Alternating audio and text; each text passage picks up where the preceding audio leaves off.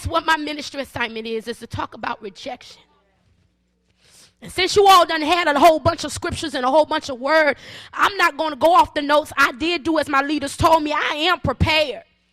But I just want to minister to you. You understand what I'm trying to tell you? I'm not trying to be cute. I ain't trying to be fancy, although I know I am, I ain't too ugly. But you know what I'm saying? My thing is that we've been playing church too long. The Bible says that the gates of hell should not prevail against the church. The church is safe no matter what. However, our vocabulary has been messed up because of a vernacular that we use, and the display that we've seen of church has been so fake, so phony, so without. We're supposed to be the place where people can get strength. But we've become the place where people become destroyed.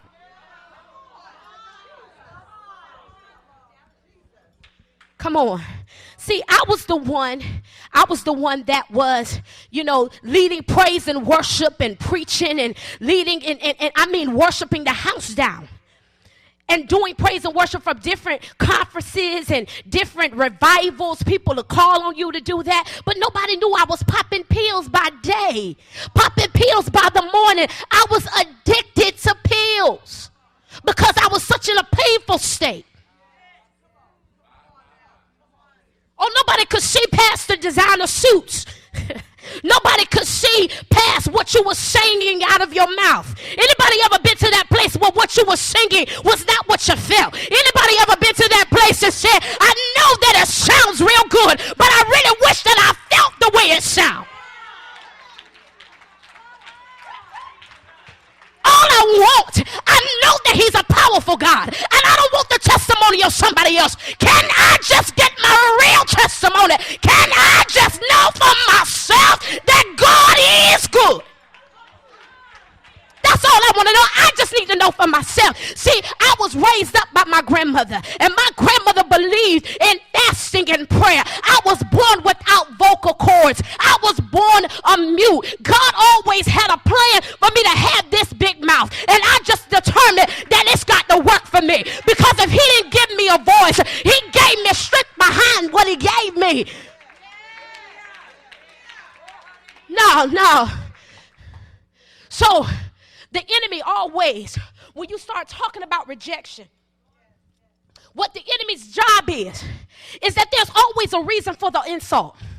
There's always a reason for the attempt of assassination. And that's what you got to know about that. If he doesn't have a reason to assassinate you, then it ain't nothing on you. See, you can't allow the confusion to become confused, because when something is on you, and when you are a real threat, don't you know CIA is after you? Everybody know, FBI know you when you're a real threat. Come on. So I found out I had to redefine FBI. It had to be fate beyond my wildest imagination. It had to be something that would keep me. Because when you ain't got nobody to speak to you, you got to learn how to speak to yourself. Somebody always take loudness for strength. So here I was, popping pills by day. After I got finished popping so many pills, I took one time. I just wanted to sleep. It started off with me just wanting to sleep my days away. I just wanted to sleep. But then when I couldn't sleep, the sleep wasn't coming. One day alone, I took 18 Tylenol PMs at one time. I took 18 of them. I was going through people's medicine cabinets, taking their prescription drugs, taking their painkillers. But I was leading praise and worship, though. I was worshiping the house down. But people didn't understand the reason why I could worship, because I was so desperate. I was so looking for somebody that really had power that they were singing about. I was looking for somebody that really did. Really did. Can somebody really show me that this works?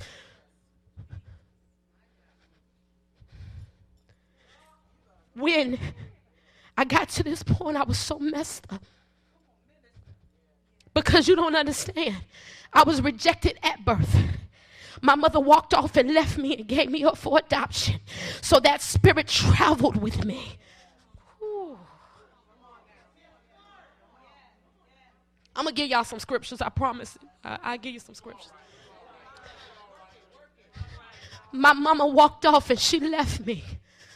She had 7 kids. I couldn't understand out of 7, why did you keep 6 and I was the only one that you gave up? I promise I didn't come to Delaware to get thrown underneath the bus, but I just want to help somebody.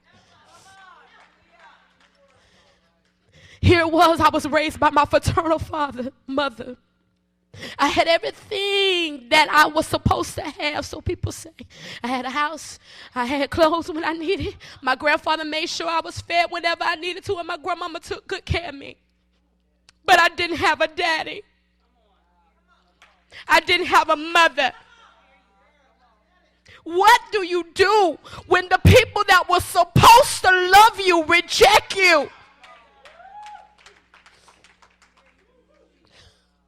What do you do? I found myself wandering and just going through circles, always pushing. Will you be the one that I can trust? Will you be the one I can lay down on? Will you be the one? And then as soon as I say, okay, I'm going to trust this one, the spirit of the enemy would come right in that person. And before you knew it, I'd be kicked to the curb. And then I see that's why I don't trust people, because people, I don't need them. See, the enemy knows when you got something great on the inside of you, his job is to cause you to be stuck in a place. You'll never transition. And if I can't get you to be free, then you can't help other people become free. Because when you are anointed, that is a reason why he must bottle up what's in you.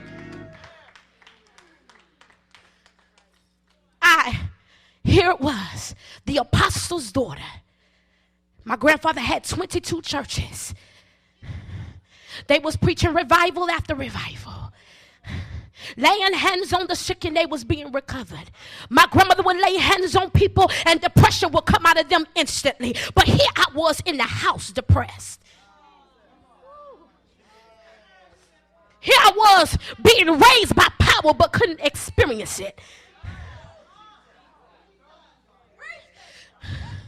I'm talking about when you get to that point whereas when you have been, what happens when you have been appointed to be rejected? When you have been appointed to be rejected, that is a reason for your process. That is a reason for your victory. That is a reason for your transition. Everybody you can't lean on, because God needs you to learn how to lean on and depend on him. So when I appoint you to be rejected, I need you to know that there's a purpose for me rejecting you. There is a purpose. My God, that was a purpose. Listen. So my husband, which I got married to him, Bishop, when I was 18 years old. I'd only been 18 2 weeks and I got married. Here I am now, still looking for that place. Still looking for that place that I can just lay down, feel safe. My husband, I gave him so much hell because I was so bitter, because I was so mad, because I was so angry. I did not like people. If you smiled at me, that was a reason for me to hate you. Why? Because the only person I knew that smiled all the time was the one that cut me, was the one that punched me in my stomach, was the one that bust bottles upside my head, the one that was designed to be my caregiver, was the one that was abusing me. What do you do when the one that's supposed to care for you is rejecting you? What do you do then? When the person that you're leaning and depending on for shelter is the one that's putting you in a prison. Oh my God. I was locked in my room for months at a time. I was locked in closets for days at a time. People didn't know the hell that I went through. You talking about bitter